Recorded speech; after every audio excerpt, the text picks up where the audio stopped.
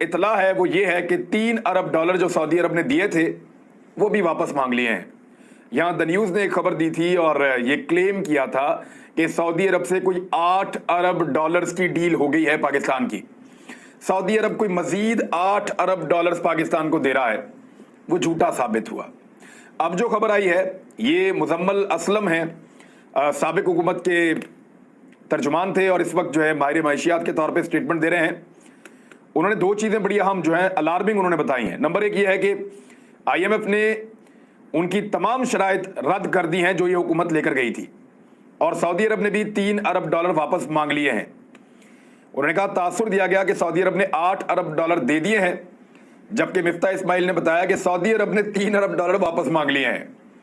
پہلے کہہ رہے تھے انہوں نے $8 ارب دے دیے، بغلے بجا رہے تھے، خوشیاں منا رہے تھے کہ بھیک مل گئی، کمال ہو گیا، زبردست ہو گیا. مجھے بھی لگا کہ شاید تجربہ کار بھکاری ہیں، پیسے لے کر آئے ہوں گے. لیکن جب مفتاح اسماعیل نے یہ پول کھولا بقول مزمل اسلم کے، تو پتا چلا کہ سعودی عرب نے $3 ارب اپنے واپس مانگ لیے ہیں. اور انہوں نے کہا کہ پیسے کی قدر لگاتار گر رہی ہے، روپیہ کمزور ہو رہا ہے اور حکومت کی نااہلی واضح نظر آ رہی ہے.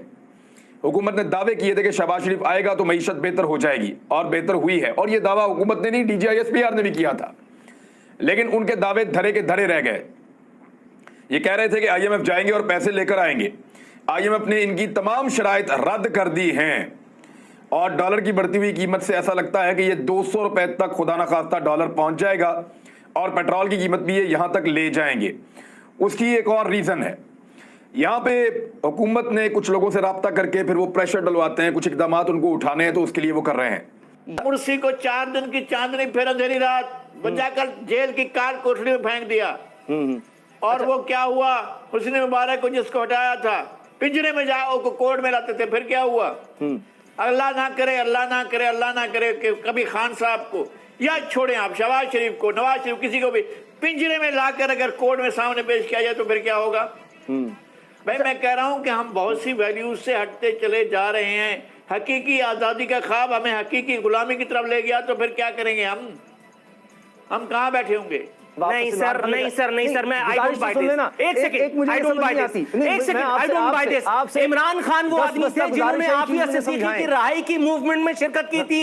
عمران خان وہ آدمی تھے جن کے لیے آج آپ یوٹیوب کھلانے عمران خان کے بڑے بڑے دعوے اور باتیں موجود ہیں کہ میں جب آؤں گا تو یہ کروں گا. عافیہ صدیقی کو جس نے دیا اس نے ملت فروشی کی. آپ آج بھی ڈینائل دے رہے ہیں. مجھے یہ سمجھائیں کہ کیا عمران خان پورے پاکستان کا وزیر اعظم بن کر کے آیا تھا یا ایک خاص صوبے کا یا صرف میاں والی کا؟ ارے بات تو یہ ہے کہ جو ان کے خلاف بولتا ہے وہ تو رہتا ہی نہیں یہاں پر. مسئلہ تو یہ ہے جس نے صرف یہ آواز ہی اٹھائی کہ بھئی اس لیے عمران خان ڈر گئے، وہ تو اس کے بعد رہتا ہی نہیں ہے. تو پھر غیرت کا خواب نہ دکھائیں. ورلڈ بینک سے روڈ جو آپ بنواتے ہیں یا آئی ایم ایف سے جو آپ ڈپٹی گورنر اور گورنر اسٹیٹ بینک لے کے آئے تھے، اس کے بعد اسٹیٹ بینک کو آٹونومی دینے کے بعد آپ آزادی کے خواب نہ دکھائیں. یہ چورن نہ بیچیں کہ آپ آزاد خارجہ پالیسی لے کر کے آئے تھے اس لیے امریکہ نے آپ کو ہٹا دیا.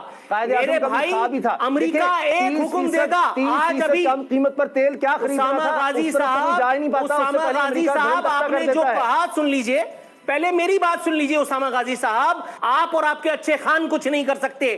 عمران خان کیا بیچتے ہیں؟ عمران خان کتنے بڑے لیڈر ہیں؟ تو پھر ہم ہمیشہ پھر مان لے کے جناب امریکہ کے آگے ہم کچھ نہیں کر سکتے. یہ ہم کیوں سمجھتے ہیں کہ امریکہ سے انکار کا مطلب کوئی ایسے ہے کہ جیسے امریکہ کی ہم کو جنگ کرنی ہے. روش نہیں بدلیں گے جب تک آپ کے سیاستدان ادھر ادھر جا کر کے منہ مارنا نہیں چھوڑیں گے، جب تک ان کو ویڈیوز دکھا کر کے اور ان کو استعمال نہیں کیا جاتا رہے گا تب تک ایسے ہی رہے گا. جب تک احتساب کا انصاف کا کوئی معیار نہیں بنے گا تب تک ایسے ہی رہے گا. بریک لینی ہے کیونکہ آگے ہم نے عارفین نامہ میں جو یورپین کنٹریز کی طرف سے ہمارے ہمسایہ ملک بھارت میں ایک بڑی ڈیل ہوئی ہے، اور وہ ہوئی ہے جرمنی اور انڈیا کے بیچ ڈیل سائن ہوئی ہے، اور وہ ہے $10.5 بلین گرین ڈیولپمنٹ ڈیل.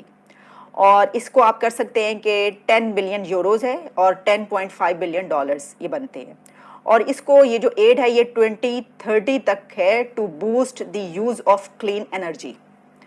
اور اس میں جرمنی اور انڈیا نے series of bilateral agreements sign کیے ہیں، اور اس کے تھرو جو کلین انرجی ہے اس کے اوپر انڈیا کے اندر کام کیا جائے گا. اب دیکھیے ہم اس وقت کیونکہ بہت ایک سیاسی بحران میں जुटे हुए हैं। और ख़ास तौर पर ये जो यूरोपियन कंट्री की खबर है, ये इसलिए भी ज़रूरी है इसको देखना कि देखिए जो हमारे नेबरिंग कंट्रीज़ हैं वो उन कंट्रीज से इस तरीके से फ़ायदा उठा रहे हैं और हम उन कंट्रीज़ को अपना दुश्मन बनाए हुए हैं। तो आप जानते हैं कि हमने तो उनको ये कहा है कि वो हमारे खिलाफ साजिश कर रहे हैं, तो उनसे इस वक्त पाकिस्तान का बिल्कुल ताल्लुक जो है वो एक तरीके से टूटा हुआ है, ख़त्म हुआ हुआ है।